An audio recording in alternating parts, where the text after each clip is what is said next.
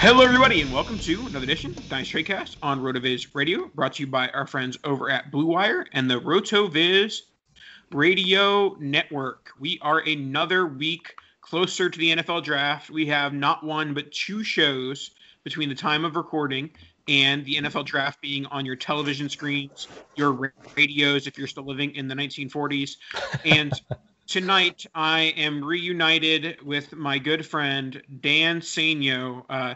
Dan, I don't want this to come off bad, but you're a little whiter than I would expect a normal person coming back from Disney would be. Well, I just put up a massive new TV/monitor that's got a white screen on it right now, so it's projecting off pretty light.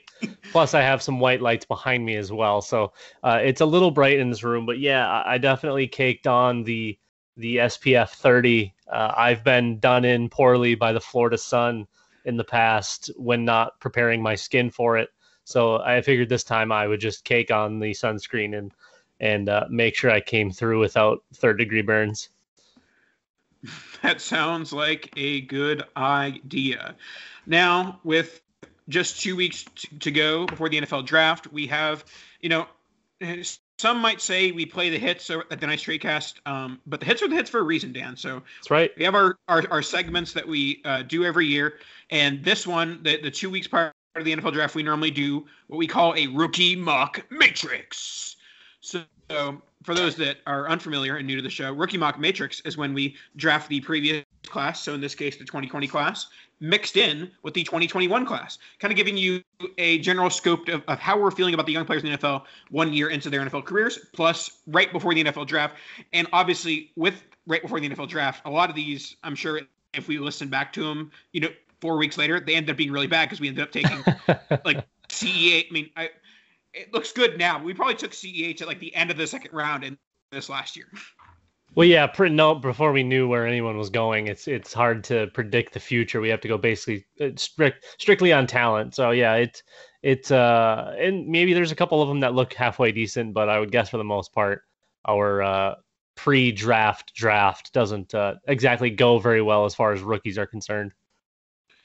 Yep, but we still do it anyways for the fans. That's right, for the people. And so we are doing it starting now. And so I'm going to get us started with the rookie mock matrix. Oh, one thing to preface our show with this time. We've gone back and forth on deciding whether we want quarterbacks in this draft or whether we don't, because we feel like if we do Superflex and it's quarterbacks, the first round is going to end up being like 6 quarterbacks most years. So that kind of ends up being a little bit boring. We'll talk about quarterbacks separately in their own right, separating between Herbert and Lawrence and things like that. But for now, we're basically calling this a 1 QB mock / we're drafting running backs, wide receivers, and tight ends in the order based on 2020 and 2021. So I have the first pick, and without further ado, I select with the first pick in the rookie mock matrix, one C.D. Lamb.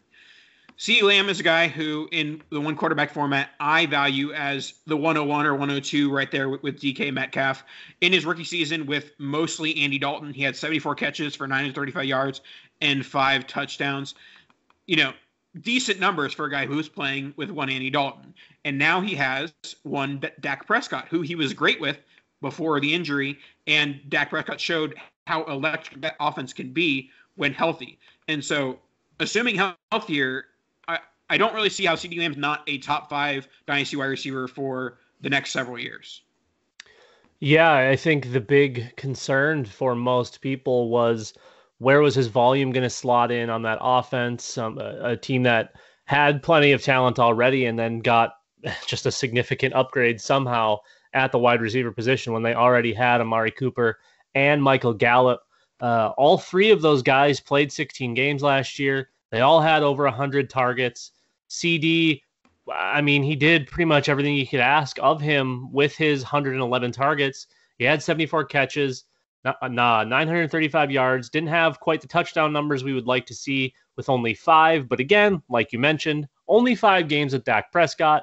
But in those 5 games, electric, as were Amari Cooper and Michael Gallup. So honestly, I see this trio continuing to probably average about 110, maybe 120 targets per.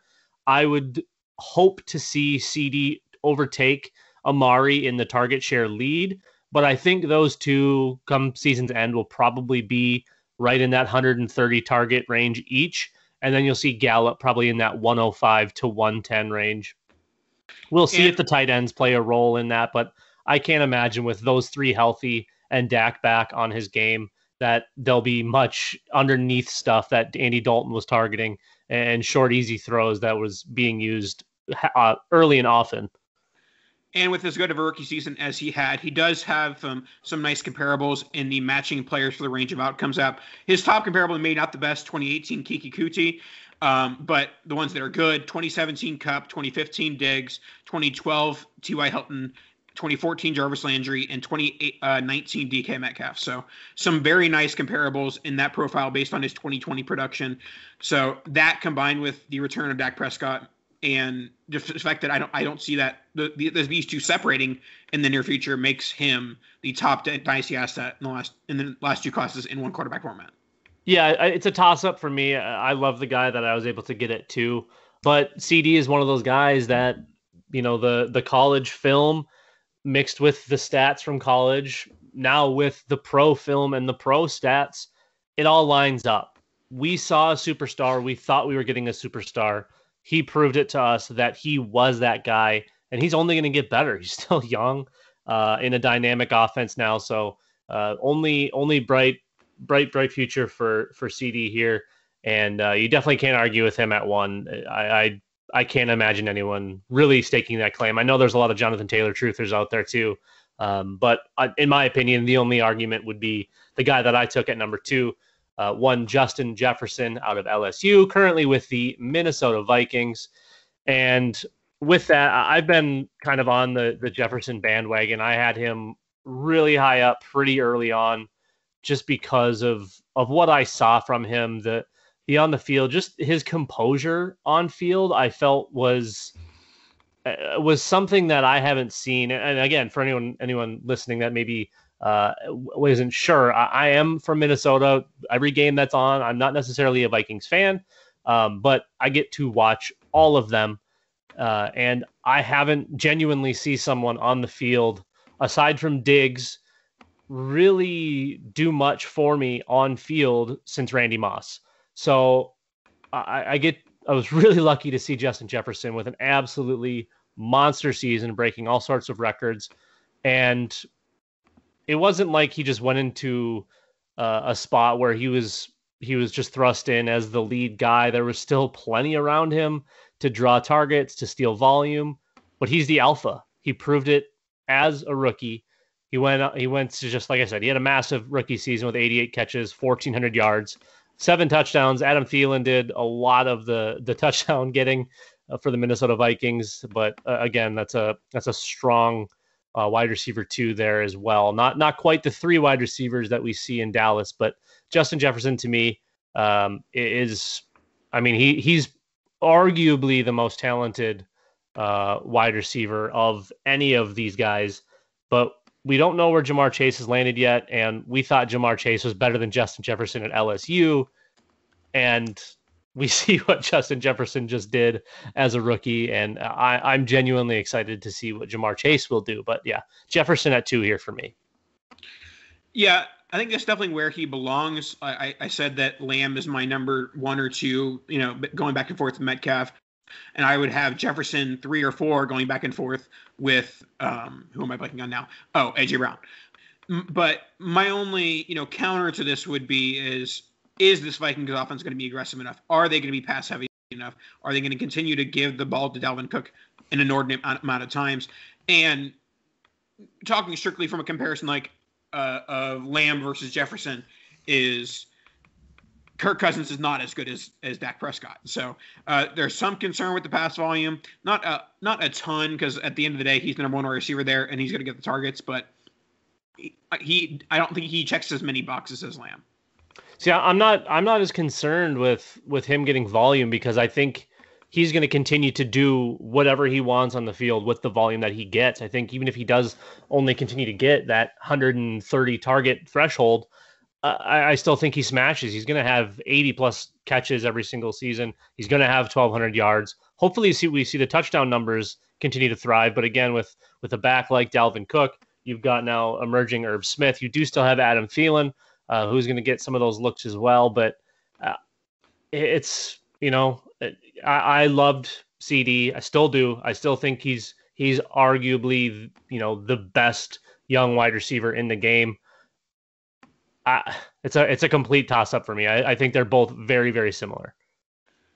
All right, let's move on to my pick, which is going to be the first running back off the board. We're staying in the 2020 class so far, and it is one Jonathan Taylor.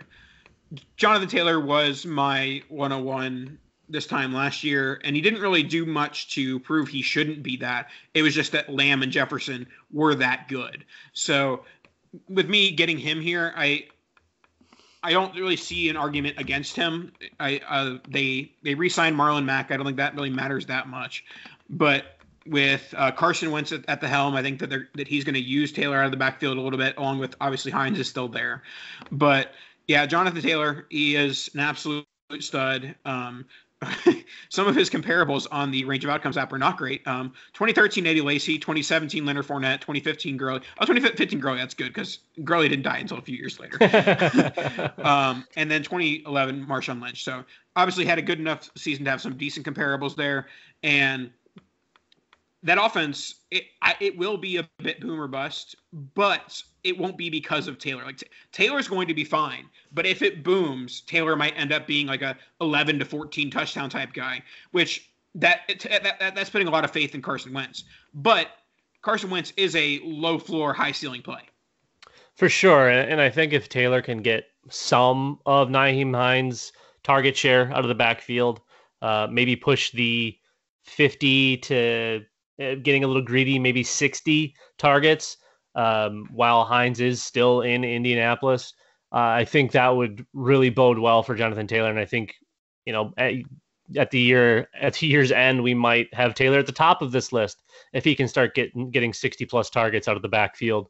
Again, not the best thing in the world to have Carson Wentz, but it's certainly better than Phillip Rivers. So we will definitely take that. I have no issue with Jonathan Taylor here. I think there's a tier with the two wide receivers, and then it's Jonathan Taylor on an island by his own. And then I think a lot of these guys after Jonathan Taylor, you can kind of mix and match. I don't know if there's really chalk after the first three. I know there's a lot of folks that ride really hard for the running backs in this class.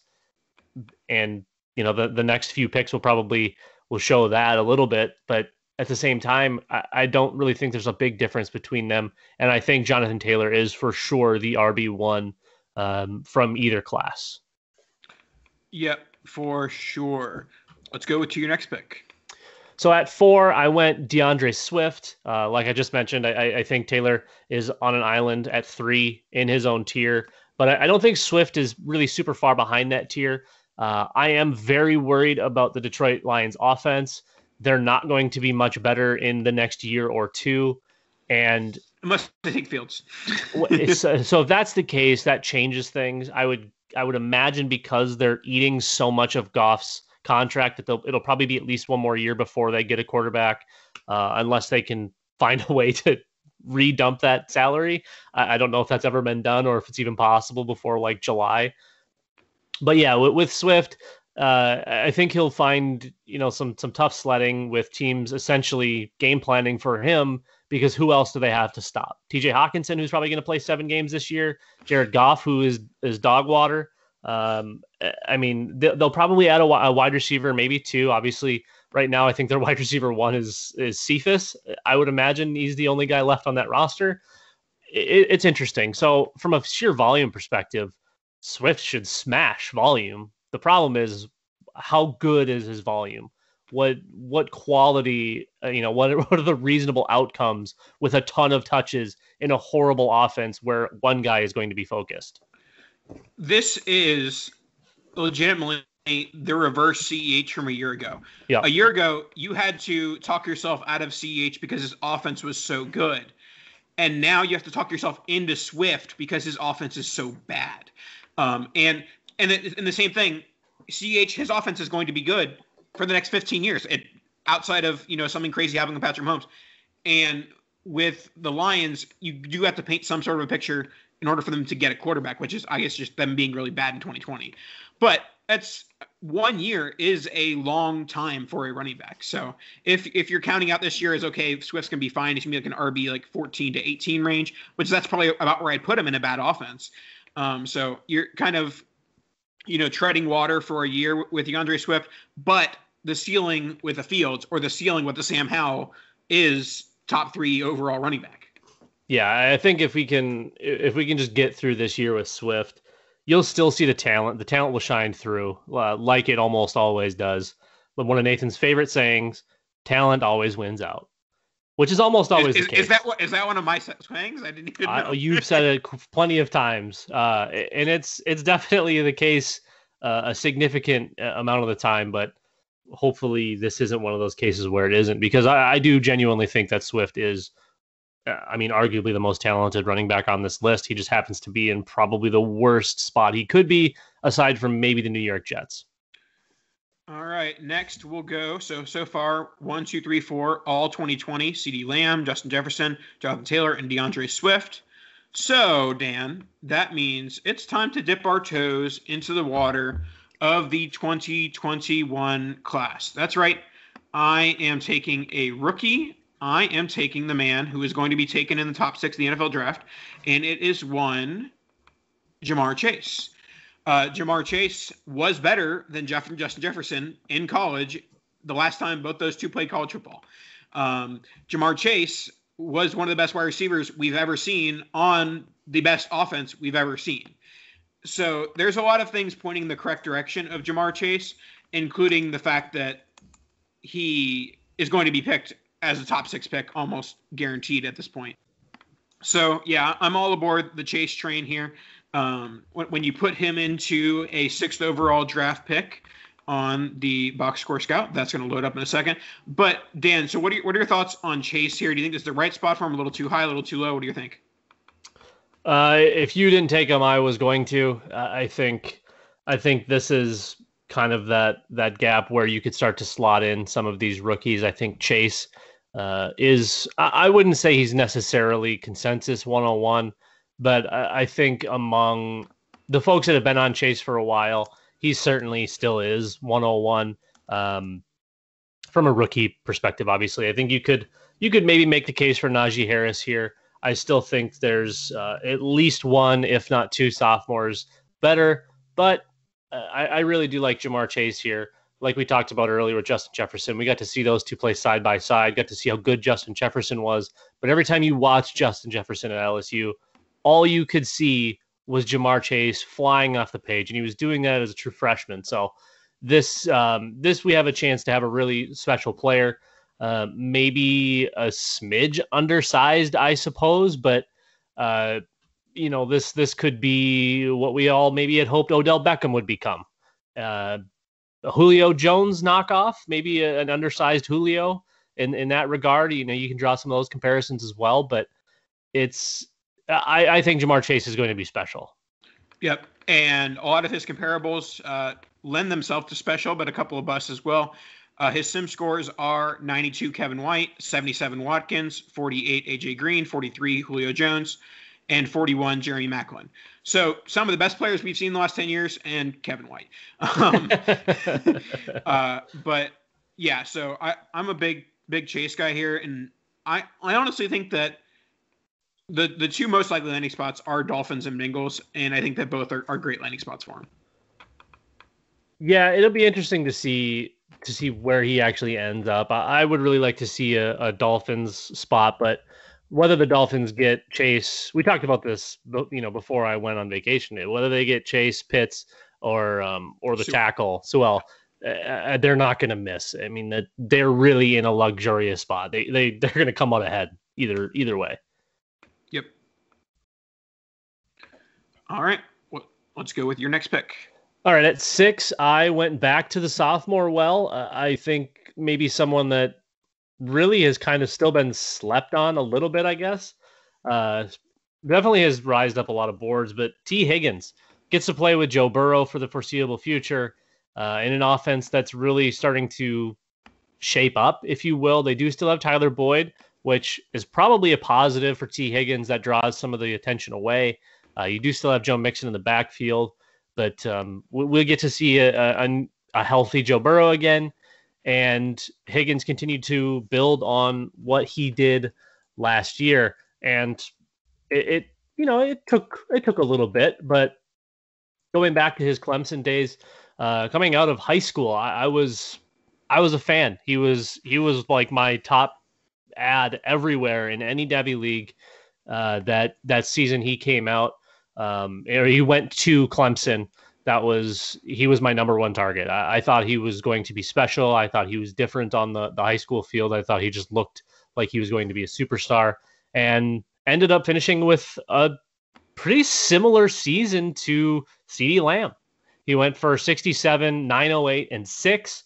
So really, really strong rookie showing. Nothing to cry about there at all. And he looked good doing it. Definitely didn't. I wouldn't say he flew off the page like Justin Jefferson did.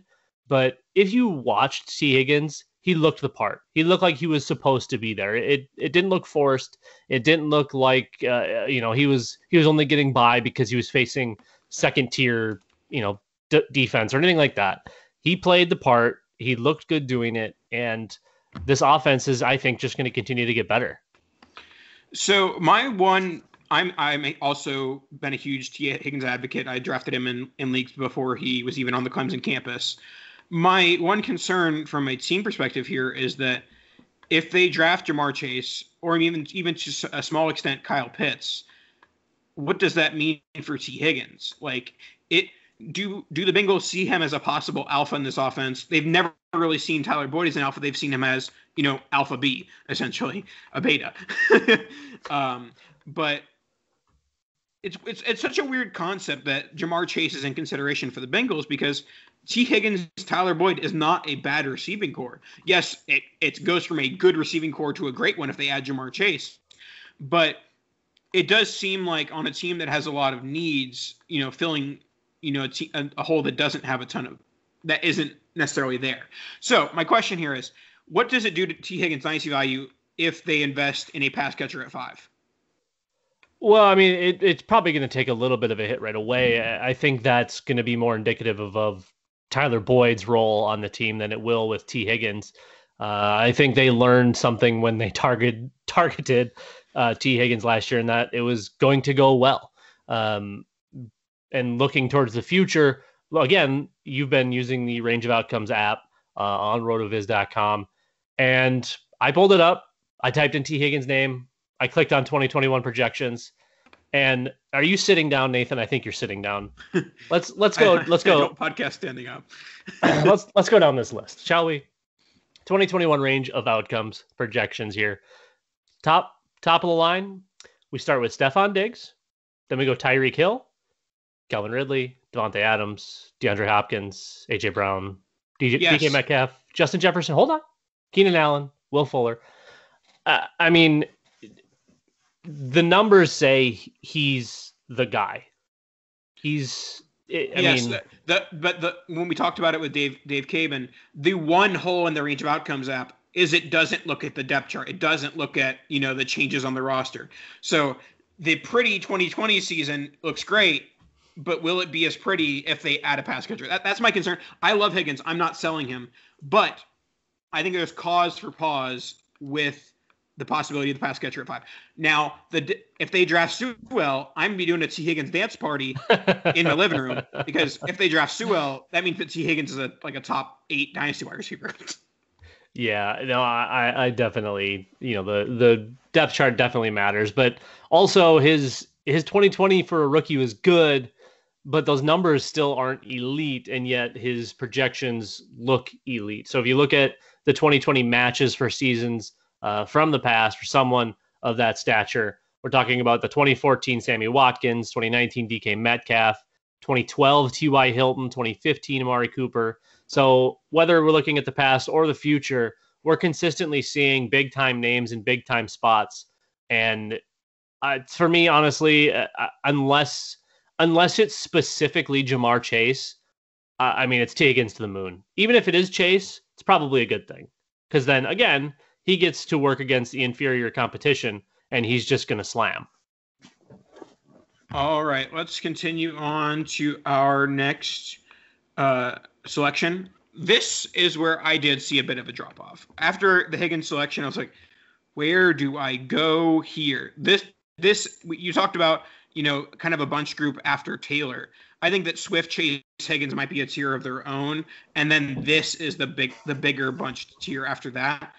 And so I'm going with the running back who I think is going to have first-round draft capital, who I think is going to have plenty of year one touches, plenty of year one carries, and it is Najee Harris.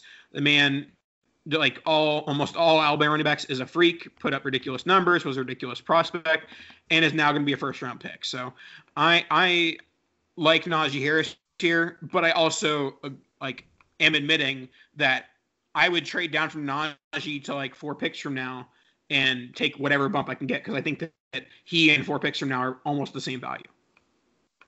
Yeah, I mean, the argument also could be made that we should have been taking him where we took Swift, or just after Jonathan Taylor. I don't think there's a massive skill gap there. I think it's really going to come down to landing spot.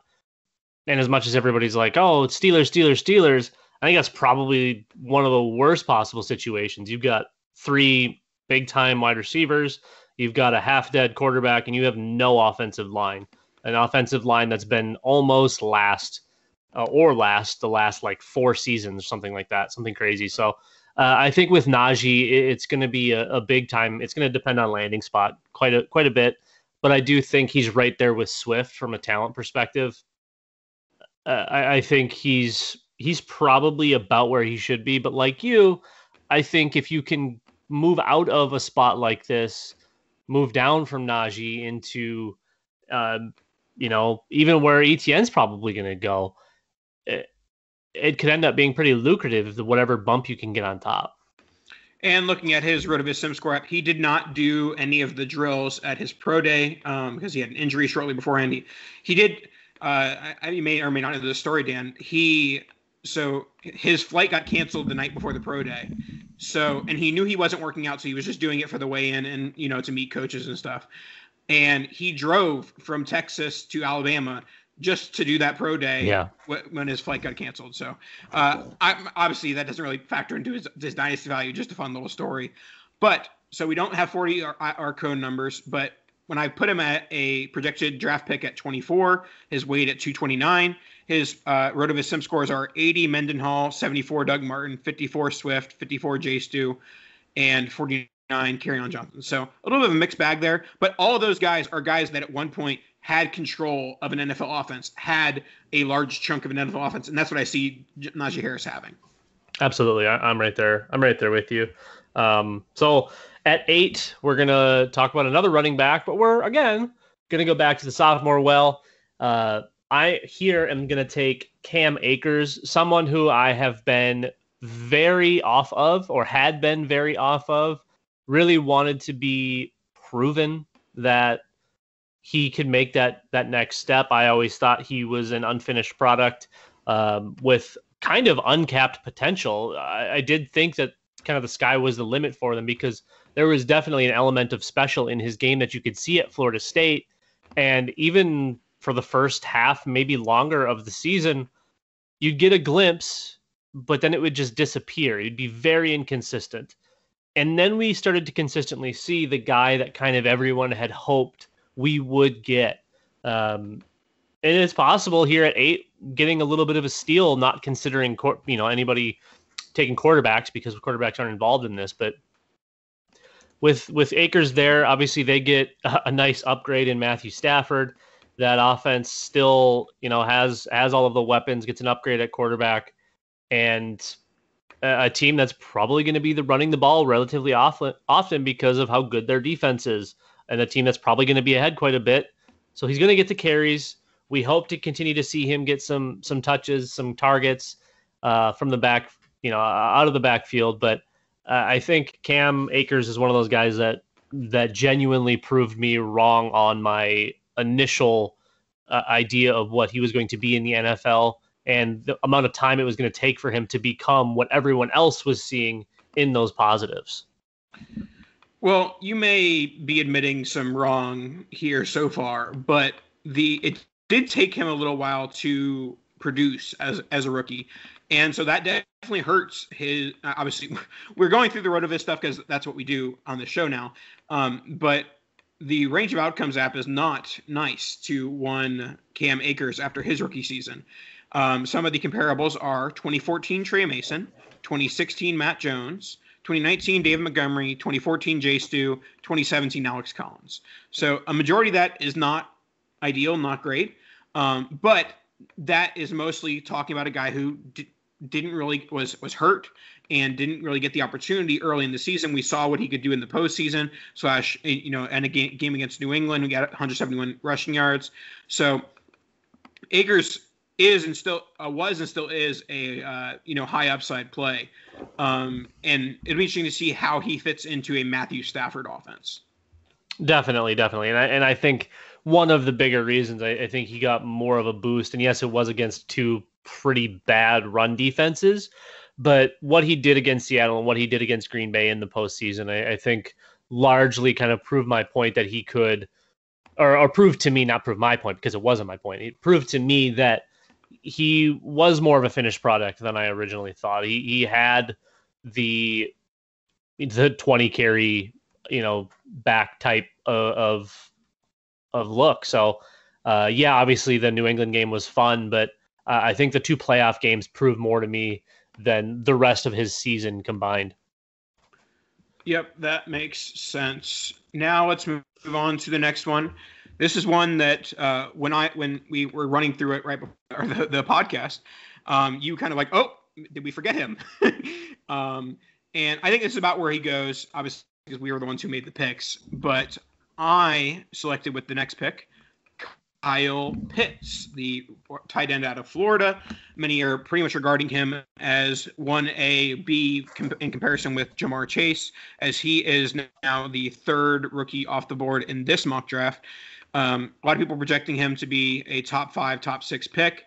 And, his measurables are off the charts. His comparables are all, top tight ends. Noah Fant, TJ Hawkinson, Eric Ebron, guys like that. And so I like Pitts. I probably won't end up with a ton of Pitts myself personally, especially in the auction format, because I'd rather put my money elsewhere. But he's not a guy that I'm saying I'm avoiding because he's not going to be good. He's a guy I'm avoiding because I don't like tight ends. Yeah, especially early on, and I see a lot of talk of insulated value and guys aren't going to depreciate. I mean, the closest thing we could probably call to Kyle Pitts is Evan Engram. Evan Engram was really highly sought after his rookie season. He, blew up the combine and did all of this and all of that, got drafted super high, and then just kind of didn't do a lot, but did enough. But we still saw his value tank a little bit. And then his sophomore year was, again, underwhelming. And then it was just kind of kept falling and falling and falling. Well, it's not a steep decline, like if you get a running back that blows out a knee or something.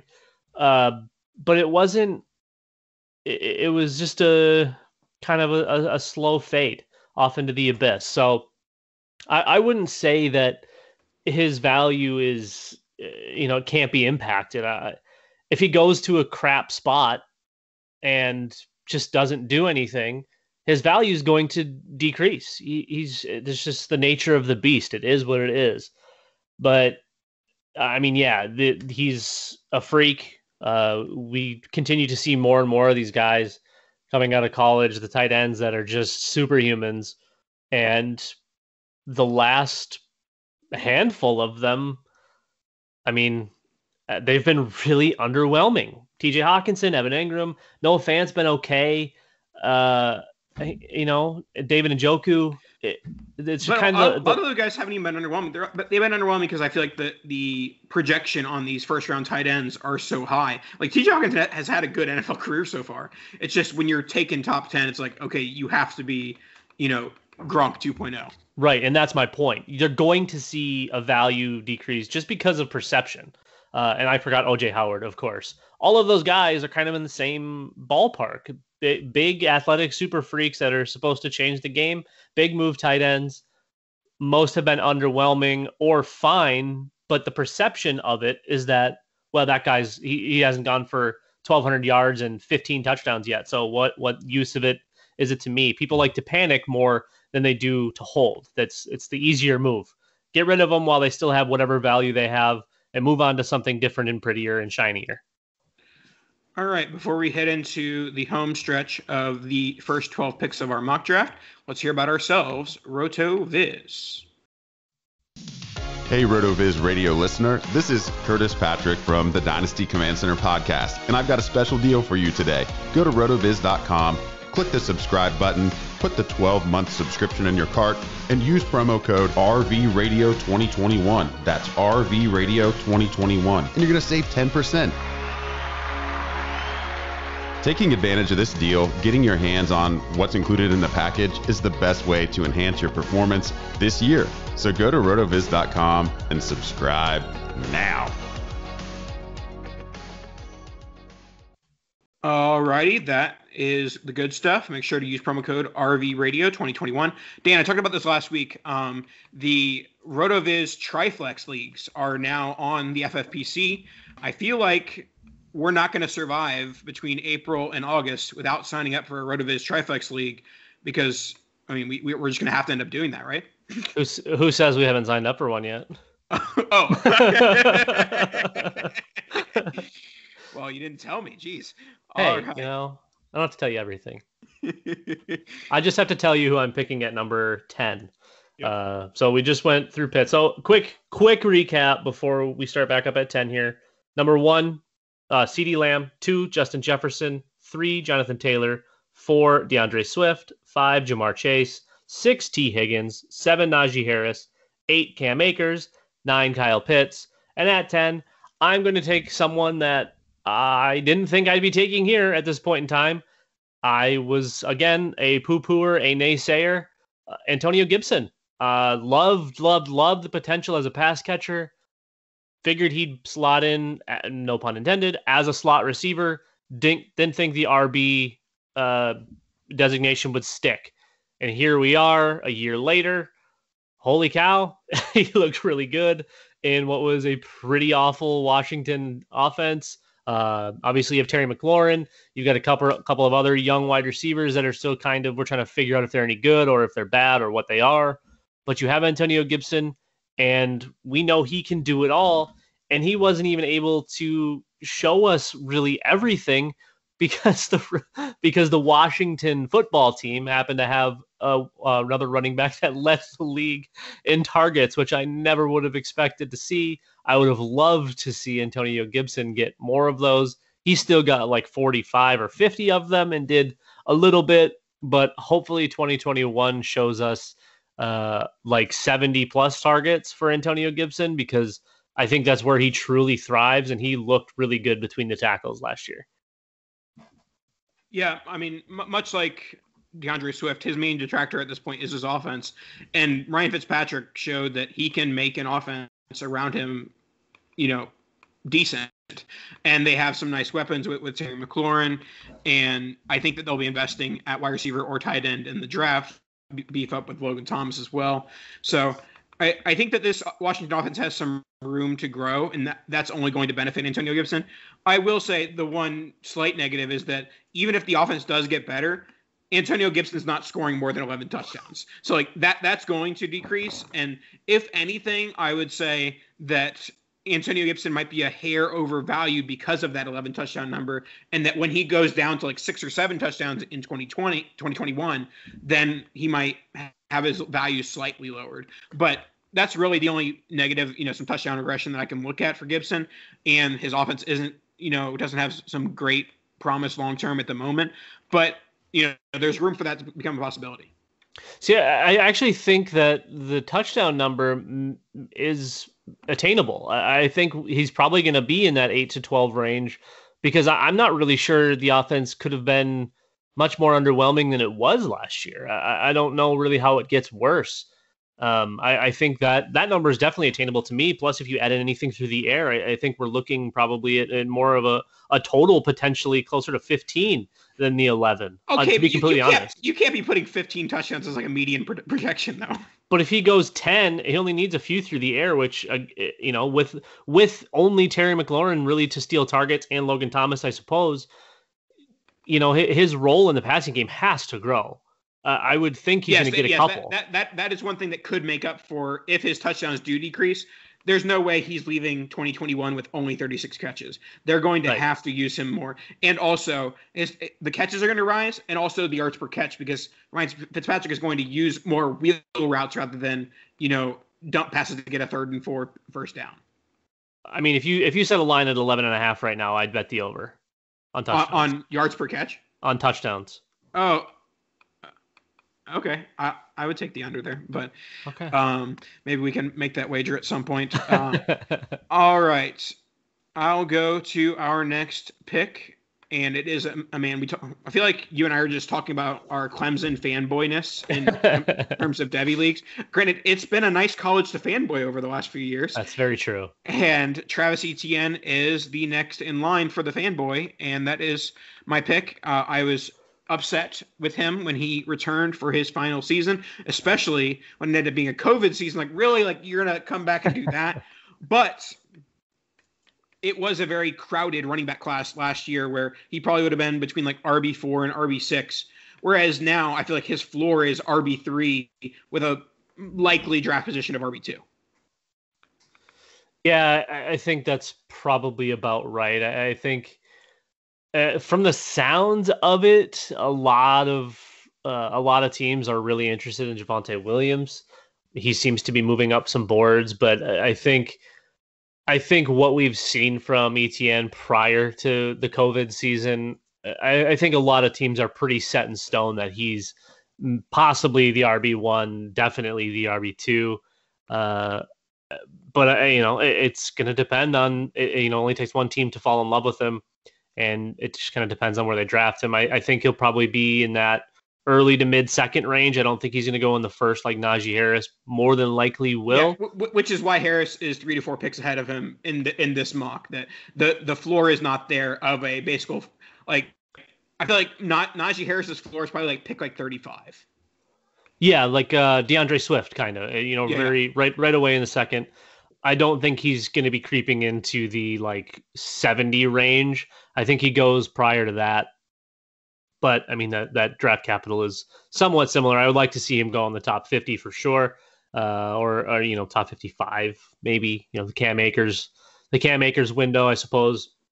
But yeah, I think Etienne definitely, he's more than talented enough to make it be a difference maker. We could be taking him again in that Swift to Najee area in a year from now. He should be in that ballpark, but like you said, right now he's got to be a touch lower just because he doesn't have the first round floor.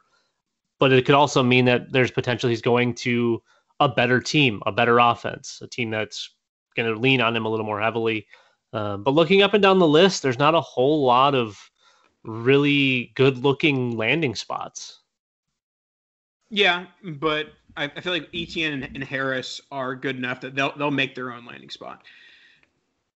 All right, let's wrap up today's show with the final pick of our first 12 picks of basically running back, wide receiver, tight end only from the 2020 and 2021 classes. Dan, are we going 2020 or 2021 with our last pick? We're going to go 2020. I like the sophomores a little bit too much. I was stuck between a couple of sophomores here. Ended up going with the running back, which isn't really like me, but I think it's more of a ceiling play at this point, even though Brandon Ayuk's ceiling is super high. I did end up going with J.K. Dobbins just because I do think in that Baltimore offense with Lamar Jackson, and we've seen it, the running backs are thriving. They're going to continue to thrive. No more Mark Ingram. We do still have Gus Edwards to worry about a little bit, as he's been known to steal a decent number of touches, but I do think that this is J.K. Dobbins' backfield. I think we continue to see him take the lion's share of the work, and he's looked good enough doing it. I wouldn't say he's looked great. Definitely not on the Taylor or Swift in that area, and I don't think he took the big step forward like Cam Akers did. But I think we saw enough in college and enough in the few carries that he did have as a rookie to probably be pretty confident that he should be in this range. You can make an argument, like I said, for Brandon Ayuk, maybe a couple of the rookie wide receivers that have kind of slid down the list here a little bit. But I think there's so much upside here, especially considering the offense that he's in to make this a pretty easy call for J.K. Dobbins. Yeah, I feel like if you had told me we were doing this draft this time last year and that J.K. Dobbins would be in the Lamar Jackson offense, we'd be like, okay, well, he's definitely going to be like a top 5 pick in this rookie mock matrix this time next year. But he just didn't show quite enough, and the Ravens offense took a step back overall with Lamar. His top range of outcomes app comparable right now is Nick Chubb from 2018. So I think that is really how his route to success plays out, is kind of playing that Nick Chubb role in the offense where he is the RB1. He's the guy getting all the carries. And if we just see any sort of step forward / semblance of 2019 Lamar, it means that J.K. Dobbins is a top 8, top 10 running back. Yeah, and I, as crazy as it sounds, I think that's a really easy projection to meet. Like I mentioned before, there's so much production from that backfield just because of the nature of the offense that running backs should thrive. They will thrive. It depends on the workload, who's getting what. If he is going to be the RB1A there, I mean, we should have no problem seeing a low-end RB1 season as a pretty easy floor to meet. Yep, for sure.